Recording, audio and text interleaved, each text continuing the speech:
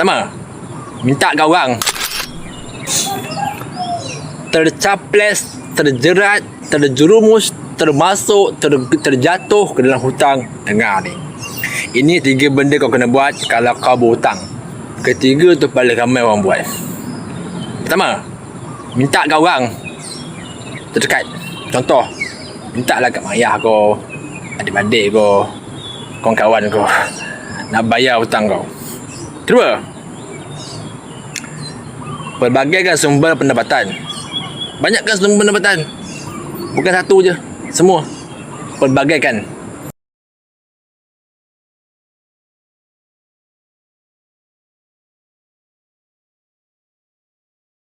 Satu je ada, tambah 2, tambah 3. Lepas tu yang ketiga, bayar sikit-sikit.